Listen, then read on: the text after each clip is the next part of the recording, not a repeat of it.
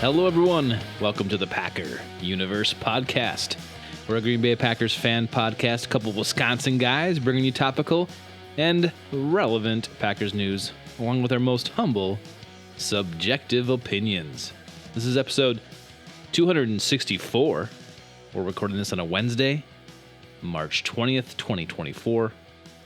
We are into the second slower week of free agency. The waves of info and news have been starting to subside, but there are still some things of note from the Packers that happened over the last week, and we'll get into that and a little more. I'm your host, Tay, and joining me on the comms tonight is our one and only Ren. What up, Tay? Happy Wednesday. How you doing? Mid-March here on the 20th today. I'm doing fabulous.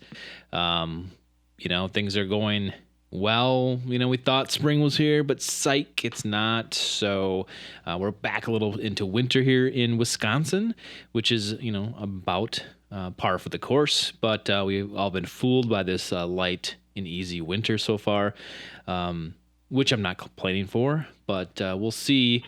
We'll see what happens here in the next, month or so. You always think April might bring some gloom and doom winter stuff. So we'll see. But later in the episode, we will take a look at that cold wind that blows in the NFC North and kind of look around a little bit. But before we get into that, Ren, well, how are you doing on this Wednesday?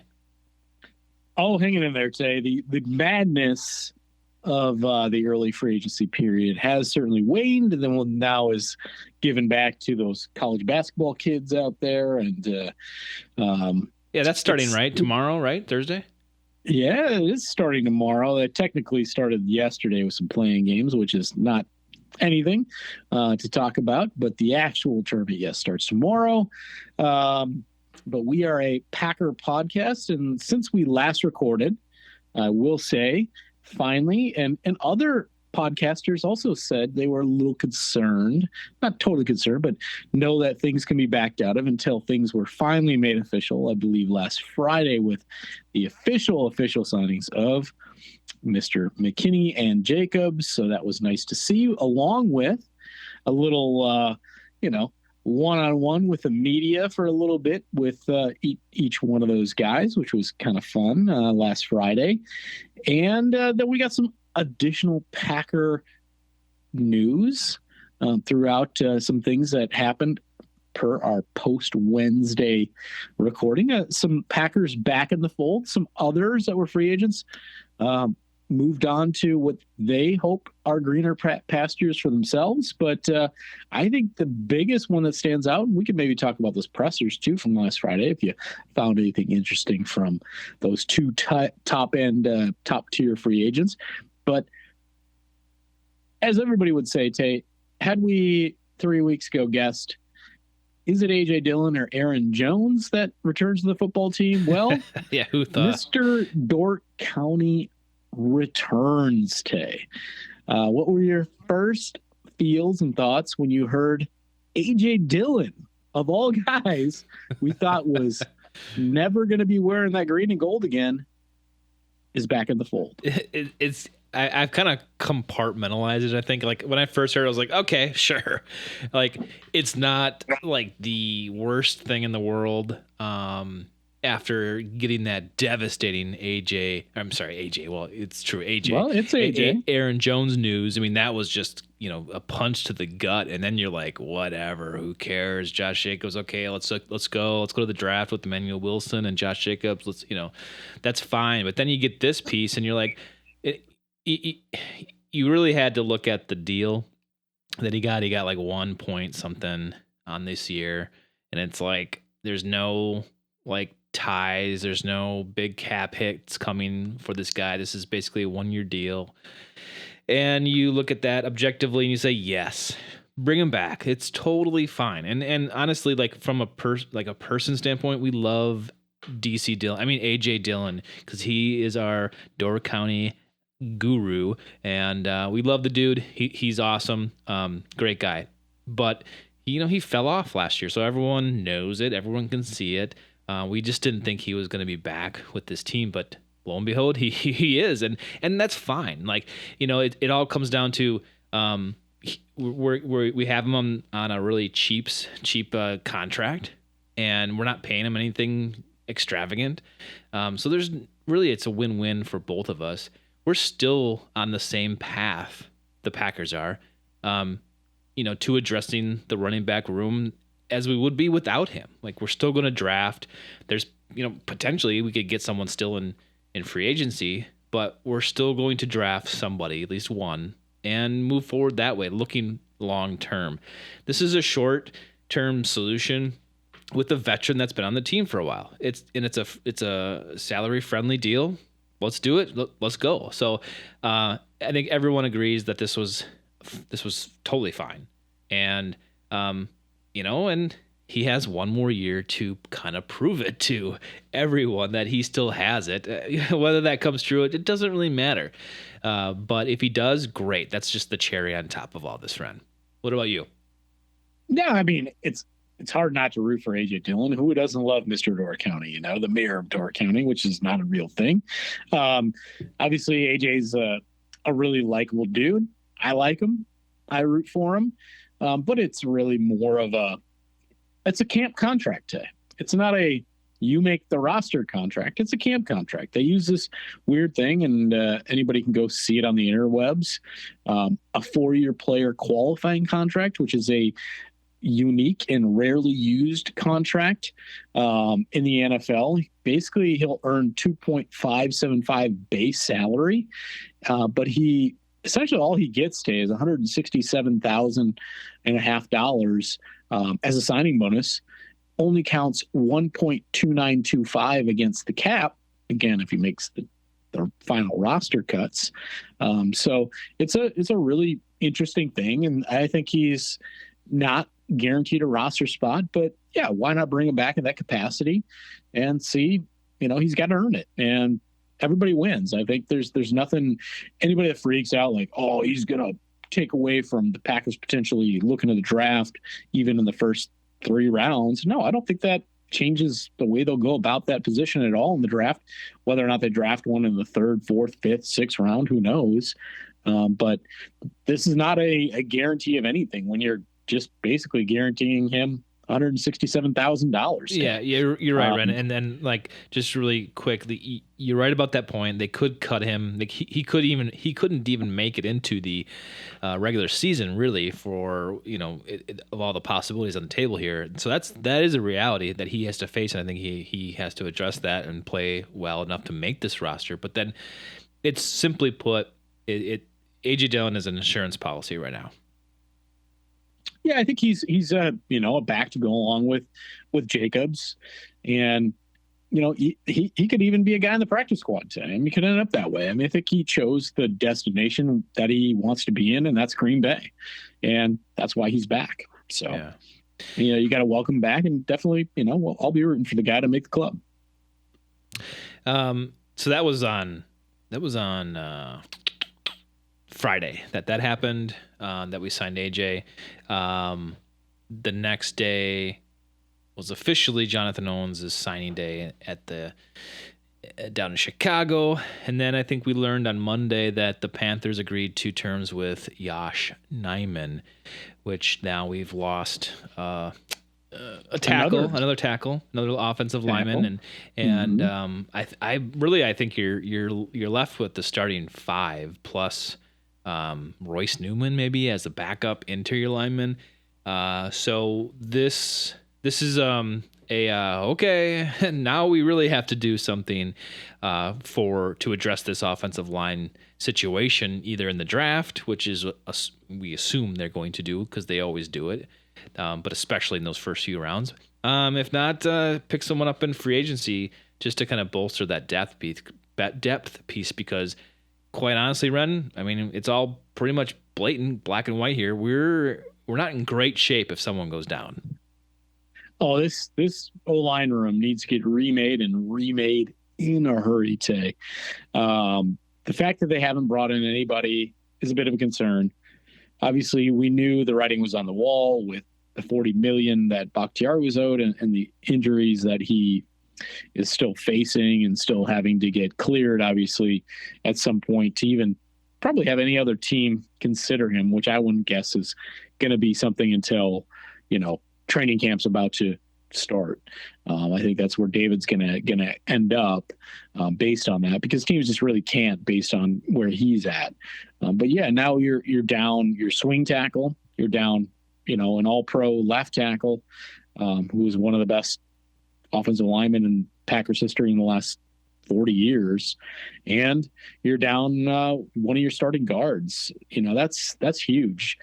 How Royce Newman is still on the roster when they could have saved $2.75 million by cutting him is certainly quizzical. Now that they're so thin, I guess, but I mean, he's really not even you don't want him starting ever, and then you see the terms with Yash, and I know we talked about him falling out of favor at times in Green Bay. So I'm not sure if there's just not a fit there as far as, things behind the scenes anymore. But you see that he signs a 2-year, $8 million contract that has a $5 million guaranteed piece and a maximum value of $15 million. I mean, a 2-year, $8 million contract, Tay, is nothing for a guy they could have kept around to be a swing tackle. Sign me up. I'm telling you. So why he's not back based on those numbers, there's got to be more to it behind the scenes. Because, they're really, when you look at tackle in general, obviously, nice starters in Zach Tom and Rasheed Walker. But behind that, you've got Caleb Jones, who's been the monster mountain of a man, who's been a development project behind the scenes for a couple of years, Kadeem Telford and Luke Tenuta, who have played a combined 0 snaps today. During the past season. So you've got absolutely nothing there, and you really need probably swing tackle. You need some rotational guard play in there. You've got Newman, why again? I'm not sure what they're waiting on there. Certainly there'll be some things probably post draft that shake loose with guys on other teams and some post June 1 guys. So maybe they'll look to that. They've done that in the past with other veterans. So we'll see. But if there is a position on this team on the offense, there's certainly one on defense at this point, in my opinion, as well, that is super thin. It's now the offensive line. Yeah, and I know it's a worrisome issue, I think, right now for everybody. But to be honest, right now, I'm not too worried about it. I really have faith in what the Packers have done in the past to prove that they will be doing just fine going into the draft and whatever's left of free agency. And even by training camp, they'll get enough bodies in here to do it. But in my opinion, we've been really good at finding and implementing offensive linemen, generally speaking. So that's where my kind of faith lies, Ren. I'm not too worried about it. Yes, we do need to address it, and it's on the priority list. But I'm not freaking out yet. This is, I guess, what I'm saying. I think the offensive line kind of falls in with that linebacker spot where it's like, okay, you do need to address this. I think maybe I could be even more worried about linebackers right now than I am offensive line. But I think you can kind of take your pick and pick your battles here. But I don't know. I think we'll be fine. I think they're going to draft, and I think they'll bring some guys in. I mean, to your point a few minutes ago, I would love to have Yosh Nijman back too. I didn't dislike him at all. I don't know why he kind of fell out of favor. I don't have some of his numbers in front of me. Maybe that is some indicator of what's going on. But his play time went down. And obviously he was in demand enough to get a 2-year contract. And if you ask me if I want Yosh Nijman or what's the other guy? I totally spaced his name already. Royce Newman, I would pick Nijman in a heartbeat. So I don't know. So we'll see. What is your threat level here on the offensive lineman? Like where does it lie with you with your priority list and your level of worry? I mean, it's up there today. I mean, again, games are won and lost in the trenches. that trench for them is real shallow as far as, listen, I mean, you got guys on that line that, you don't love the center. You don't necessarily love the new right guard. They're not like for sure starters. I mean, Rasheed Walker had a great year. He really settled in, but the first half of last year, are you sold on Rasheed Walker as a starting tackle and your left tackle at that? I wouldn't say so, Tay. That leads to, I don't know, for me, a lot of concerns. I know the Packers are going to address it early and often in the upcoming draft, and I'm sure they will at some point bring in a vet too to be part of that room. But the offensive line is a place that takes some time to develop, and the Packers have a good program, but now you got to insert a lot of new pieces into said program. It's not like overnight, you see dividends in that program.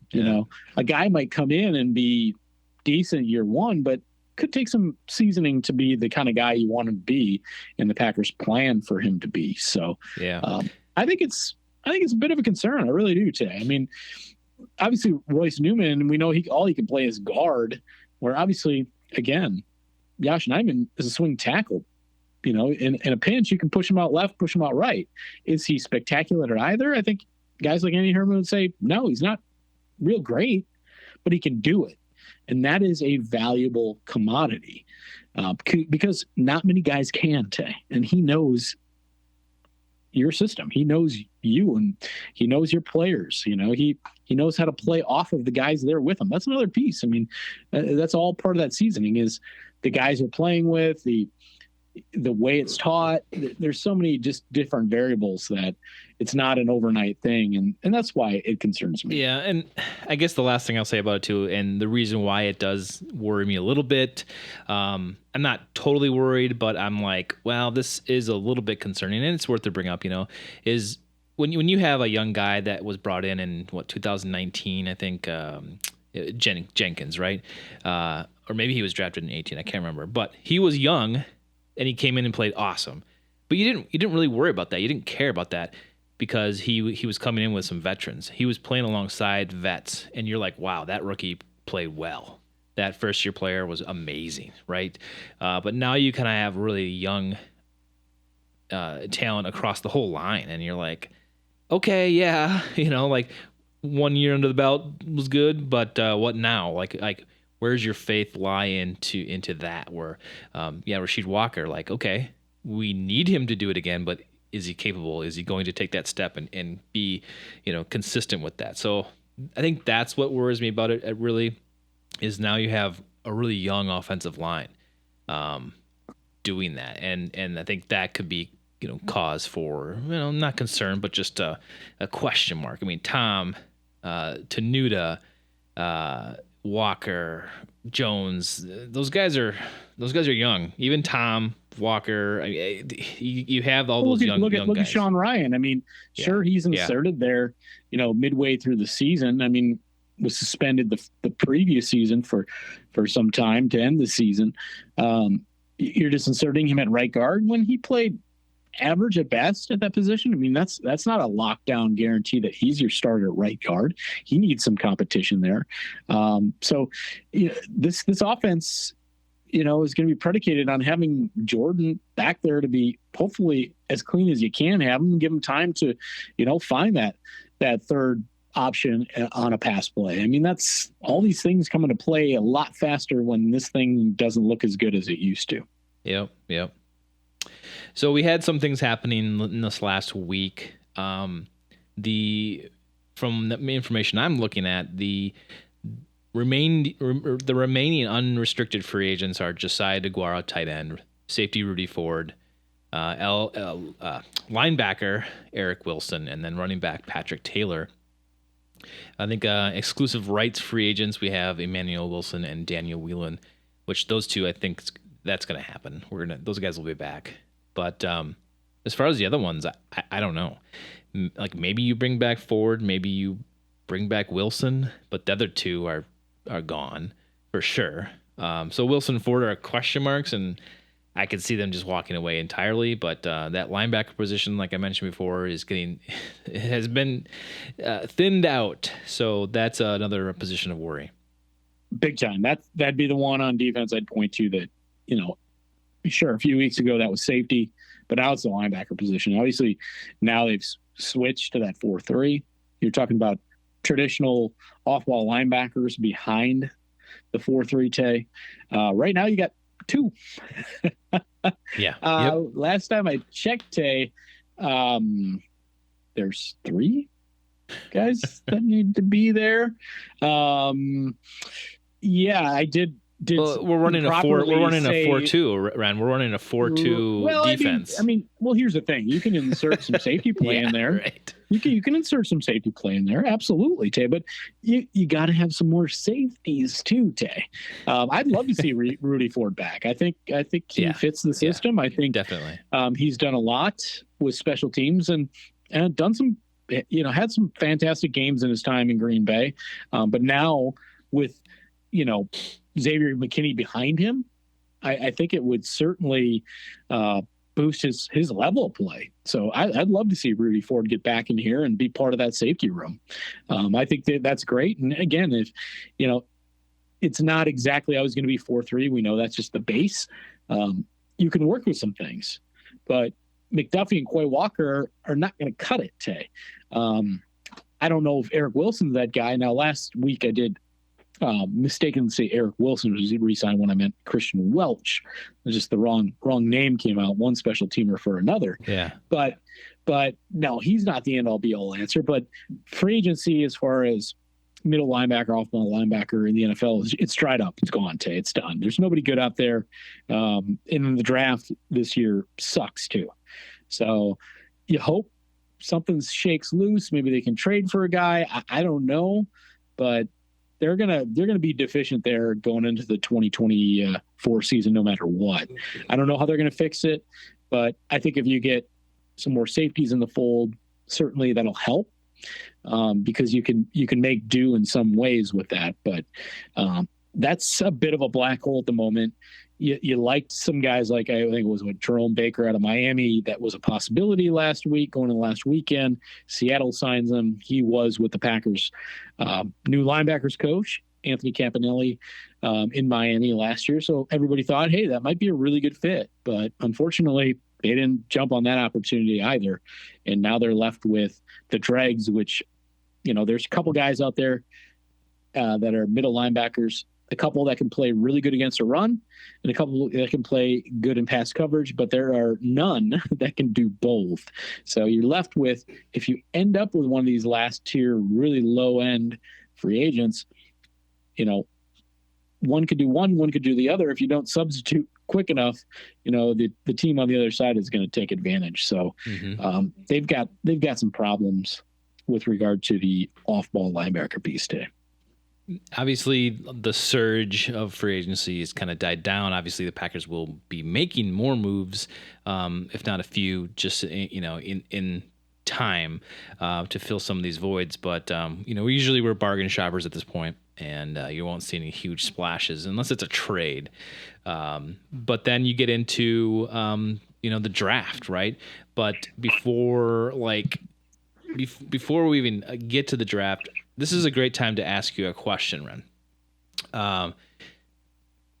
The Packers right now, do you think they are better right now after this first surge of free agency? Do you think the Packers are better now than they were at the end of the season when they were beat by the 49ers in the divisional round? I do, Tay. Yes, they improved the football team. It's just that they obviously made a defensive change. And the O-line issues deal with depth. Right now, sure, every guy's healthy all year, which we know is not the case in the NFL. They're much improved, but that's why depth is so important in the NFL, is we know that it's just not going to be the case. But yeah, they improved their football team. They're a better football team. I mean, when you get two guys on their second contracts, like I talked about last week, Tay, and Xavier McKinney and Josh Jacobs, that it's not often that happens, Tay, where you get two guys getting that second big contract with a new team. You're getting two guys in their prime, Tay. literally their prime in the NFL, where their best years should happen now while they're with the Packers.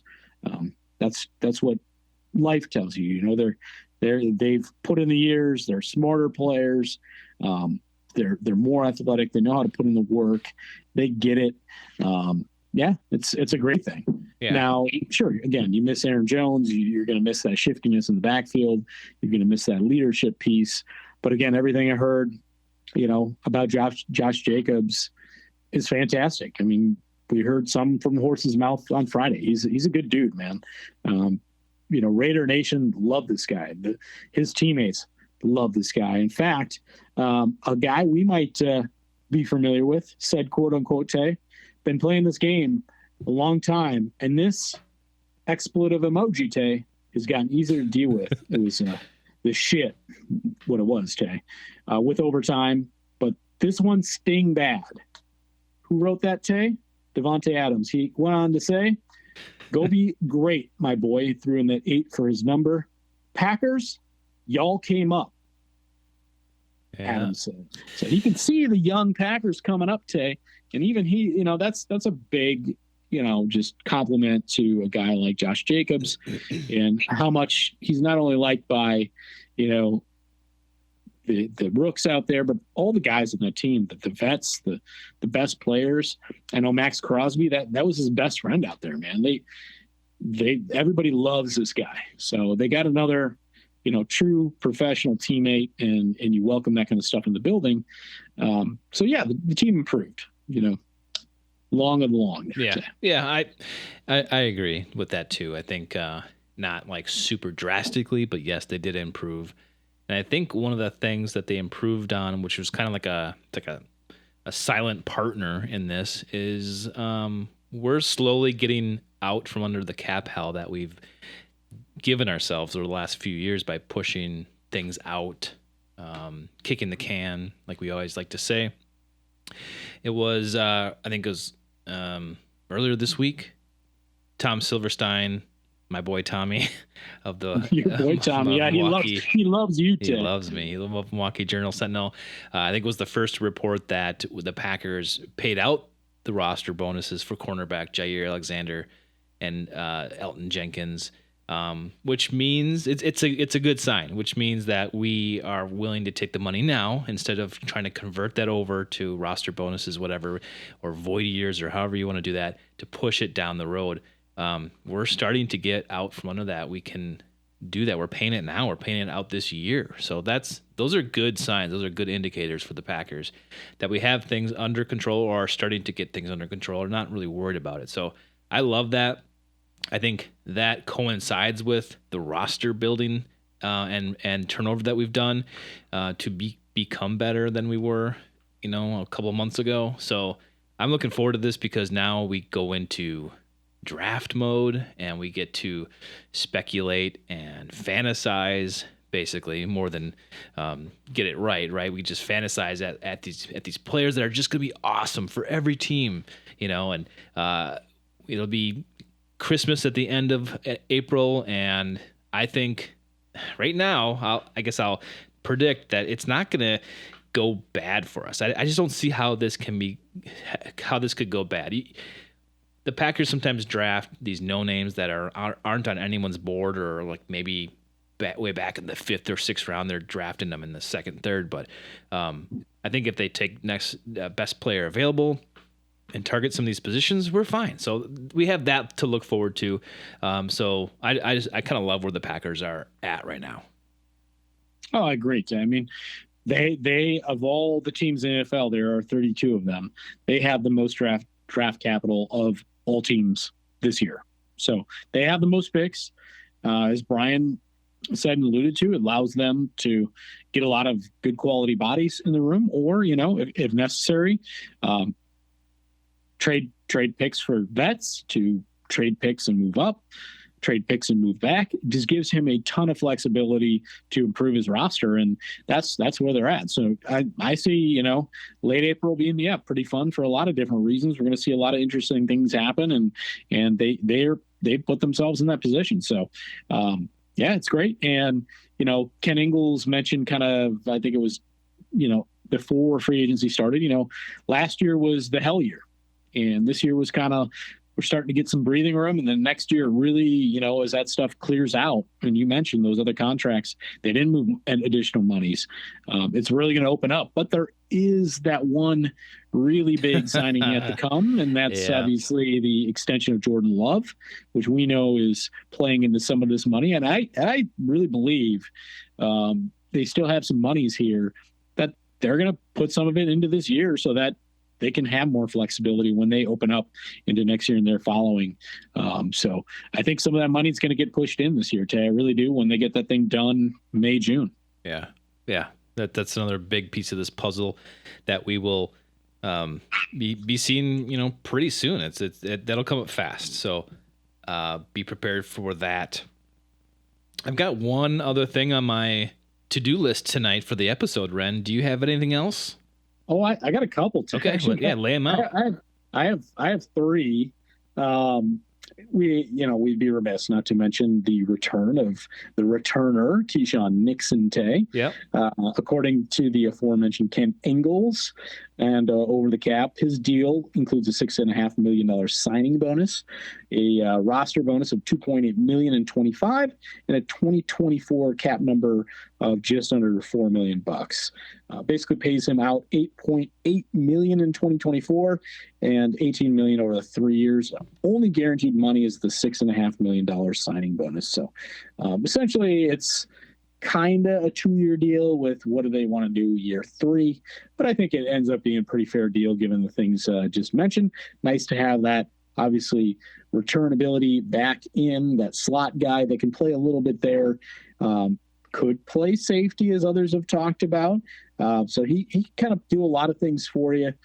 Certainly his play year to year as a guy who was not doing much in Vegas when he came over has really, he's really gotten better each year he's been in Green Bay.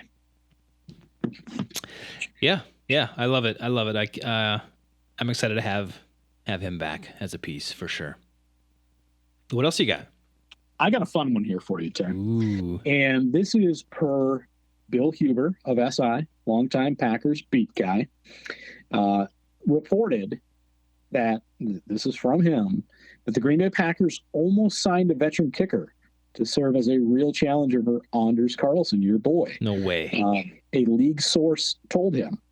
The identity of the kicker he withheld for the story, however, had been a full-time kicker for multiple seasons.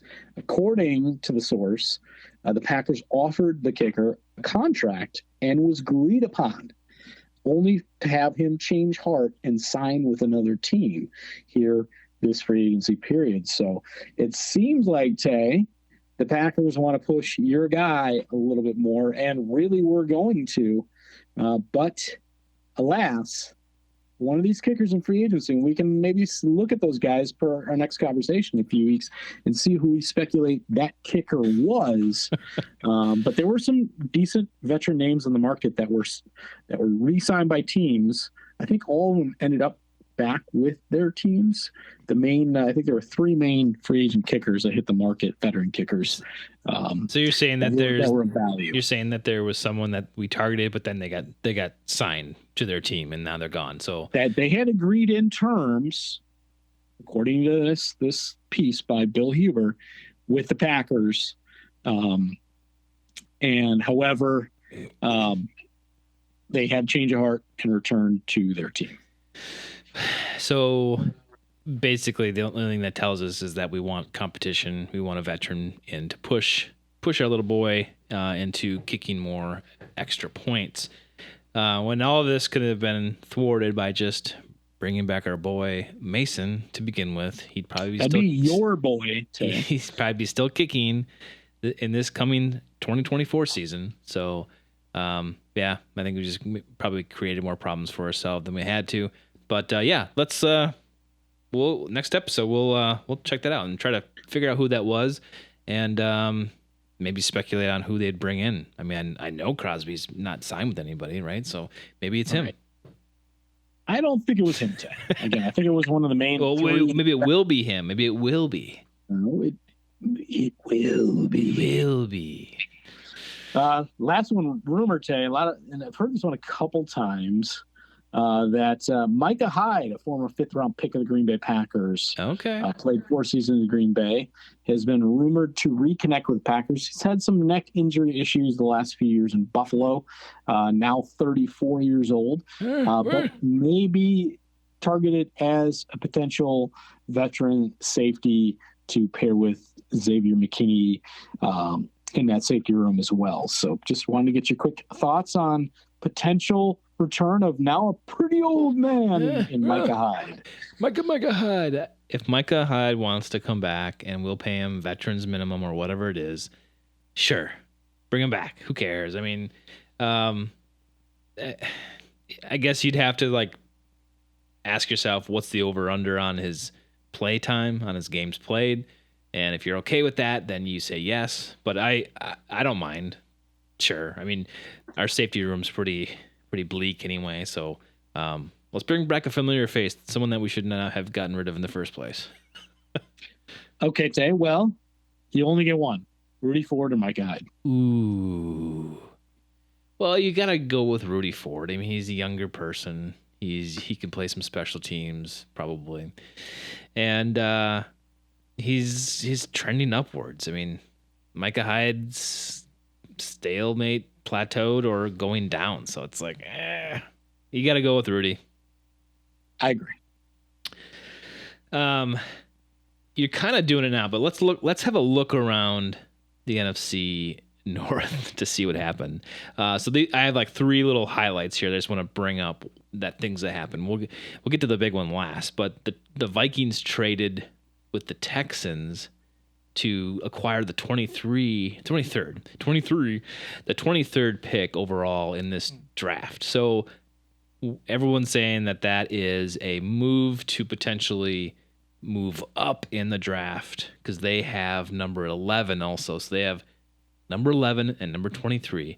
And so would you concur with everyone out there, Ren, that this is a play to probably trade up to get a quarterback and not have Sam Darnold be their starter?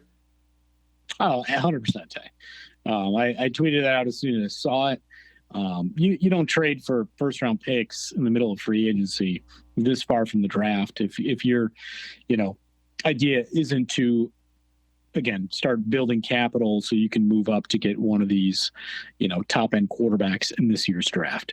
Sam is 100% a bridge quarterback. I talked about that in last week's episode. They're still going to blow chunks next year, Tay. That horn is that's all it's going to blow, Tay, next year is chunks. They're going to be awful. So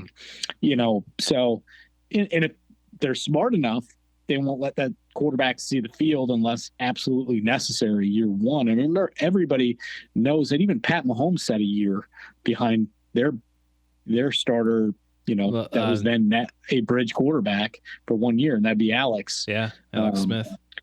So, it is what it is. Right now, does that get them to 2 or 3? I don't know that it does. They still might have to do some wiggle room, make some magic happen. But I know that Josh McCown, I believe, is their quarterbacks coach on the team now, and he coached Drake May, I want to say, in college or in high school.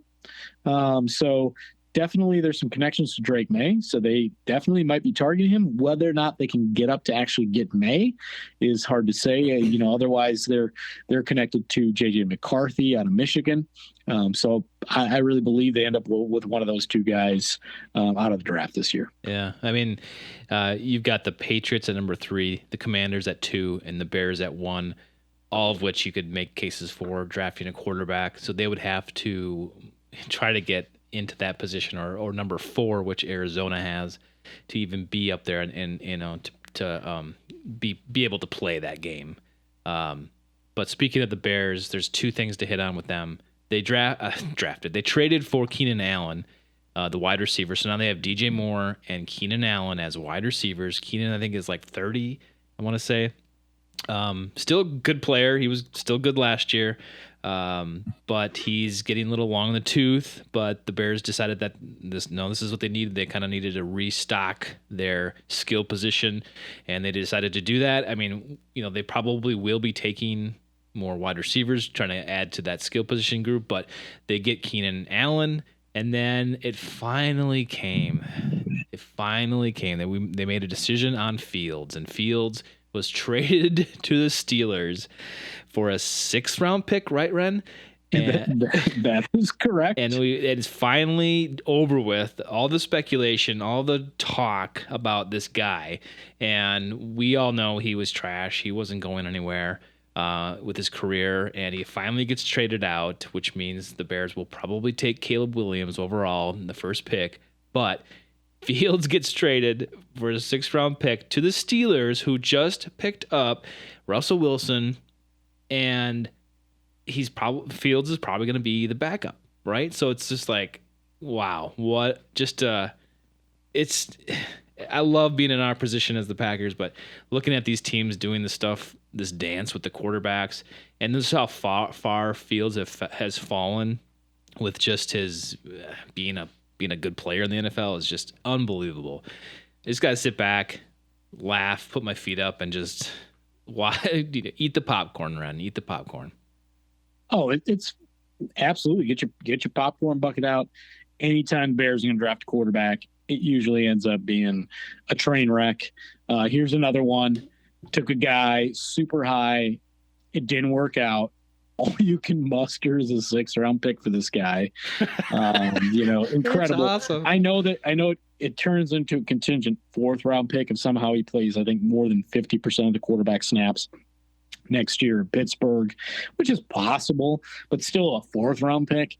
I mean, these people, being Bears fans who are complete jokes anyway, they thought they're going to get a 1st, 2nd, 3rd-round pick for this guy. They're sticking to a lot of the fan base, Tay, even after Keenan Allen was brought in, still thought, no, that they're going with Justin. That's why they're bringing veterans. This is why they're doing this stuff, guys. Justin's the guy. Like, this is a large contingent of their fans, Tay, on the Twitter X machine. Didn't believe they're going Caleb Williams.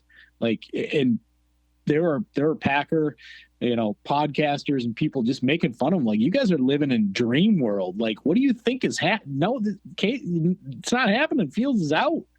And so many of them were just still pining for this guy. Just incredible. And then, he gets flipped a day later for a 6th-round pick. You got to love it, Tay. The Bears suck. They like I said, the Viking horn's going to blow chunks. The Bears are going to screw up another quarterback, and we're just going to live with number 3 in a row. I love it. Totally love it.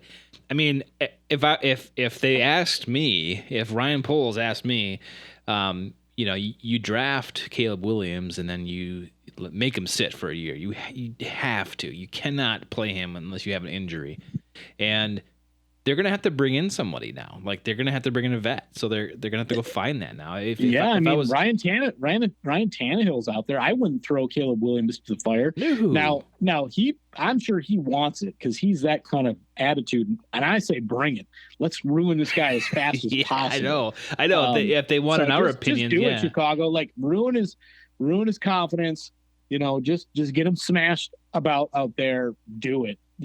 Don't bring in Ryan Tannehill and give this guy a year to actually figure it out in his head a little bit as far as the speed of the NFL game and actually start listening to, his quarterback's coach and his offensive coordinator, et cetera. We'll see. But, if it happens like it's happened in history, what Sid Luckman was the last one back in the 40s. It might be another 100 years till they get one. I love it. I think all Packer universe loves it. I mean, if you just look at it on paper, what the Bears should have done was played Fields this year, drafted Caleb 1 overall, a 6th-round pick. That's nothing compared to what you should be doing with your first overall pick, how you should be treating him in this next season here. Yeah, make Fields start. Just do it. If he has a great year, trade him away for a 5th-round pick, or but come on. Evidently, it's rumored that they did him right. They did Fields right. Right, but that's the thing, Tay. Could that young rookie and this guy coexisted, knowing that one's going to be replaced, the other one's like, well, so you're going to try to, stay here, just If you have Probably good leadership, best you could make it not happen. to have him there. Yeah, I know. Well, yeah, but you're talking about two young kids still, essentially, and yeah, I don't think it would have worked. I think they made the right choice moving him along. Clearly, they didn't want to keep him, but yeah, they should bring in a vet. I know, but like, what cards does Field hold? Like, what power does he have? He has no power. Like, if he stayed on the team, it's just you have a chance to prove it now. You got traded for a 6th round pick. Just think if you had a chance to prove yourself one more year with all this pressure on you, which there was enough already. But I just think that on paper and looking from objectively up here up north of the Chicagoland, that's what I would have done. But we love to watch that dumpster burn down there. Oh, it's a lot of good times, Tay, and we believe they'll be providing us more of that. All right, Ren, let's get out of here. We had good talk tonight. I liked all that stuff. That was good. I mean, there's coming into this night here, I was like, there's a few things to talk about, but we find ourselves, just a better part of an hour here. And we just love to talk about our Packers. So we appreciate everyone listening, and thanks for joining me tonight. Absolutely, Tay. It's always a pleasure sitting down, talking some Green Bay Packer football with you. But until episode 265, Tay, on the pup list.